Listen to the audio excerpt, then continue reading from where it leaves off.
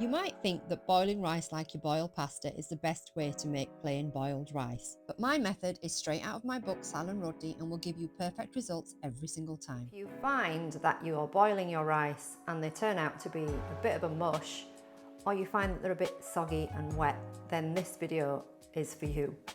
I'm going to show you how to make the perfect grains, perfectly cooked, while still having a little bit of bite. Let me show you. The first thing I say always is to make sure you wash thoroughly and pre-soak your rice. If you pre-soak your rice, it just means that they will cook really evenly instead of just cooking on the outside while still staying firm on the inside. You'll find that's when they turn into mush, because while you're waiting for them to cook all the way through, the outside just is an absolute mess. So into a pan, you're going to add butter. Probably not how you're used to doing things.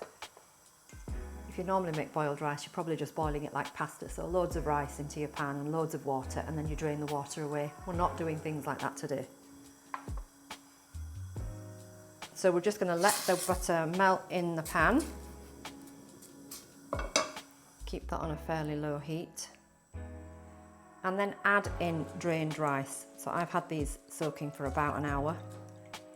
We're just going to add these into the pan. I normally use a cup to measure my rice. But for those of you that are watching, I've actually got 400 grams here. I've weighed it out for you so you know exactly what to put in.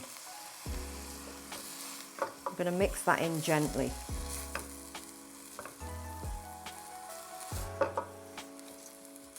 All you want is each of the grains to be coated in the butter,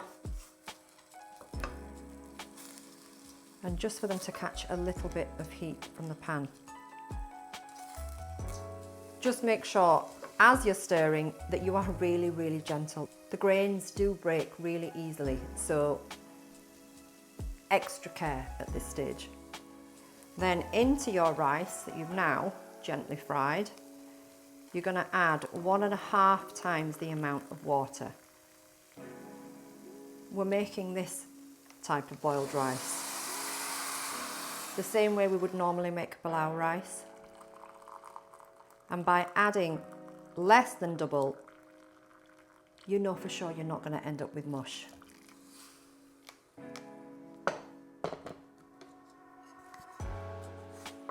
You're going to just gently stir that in and bring it to the boil. So crank your heat up, and then we're also going to add in some salt.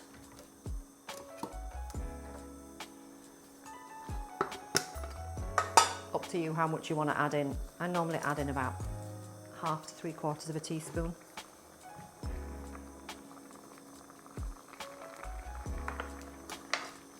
And if you're feeling really fancy, you can actually throw in some cumin seeds to give it a little bit of flavour too. It goes perfectly with dal especially. Just give that salt a mix in. Again, nice and carefully. Always handle your rice with care. And now that this has started to boil, you will start to see the rice absorb a lot of the water quite quickly as it's boiling. All you're going to do is let this water simmer away, and as soon as you see the rice poking through the top and you can just see a layer of water around the edges, that's the point that you're waiting for. It's also really important that you use a good quality basmati rice. Pakistani basmati rice tends to be the better in my opinion, and I've got a really long grain. The better the quality of rice you have, the better your rice will cook. It really is the secret to good rice. So just make sure you invest in a really good quality rice. And now that you can see the water has almost evaporated away, there's still a little bit around the edges as you can see, but it's poking through at the top here. What you want to do now is lower the heat as low as it will go, and just pop the lid on.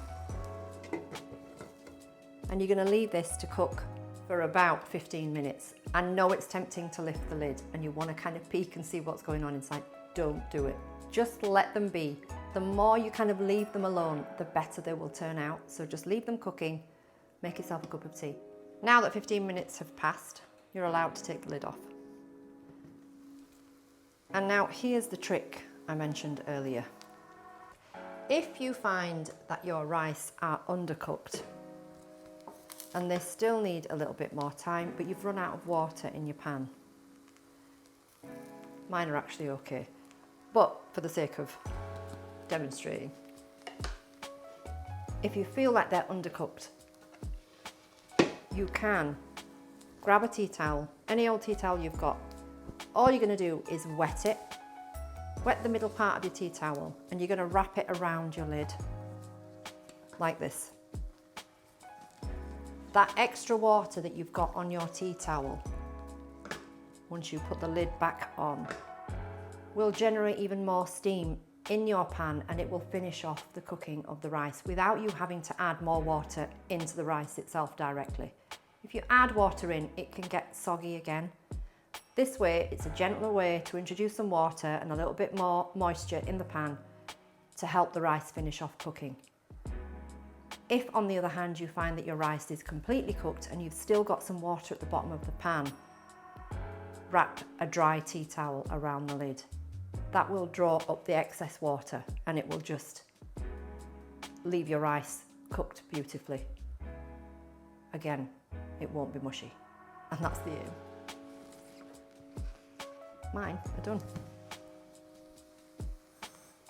So these are ready to serve. Only soft, fluffy grains here. No wallpaper paste in sight. Like it, share it, and if you're not subscribed yet, then now's the time. There's plenty more where that came from. Go on, what are you waiting for? Make me proud.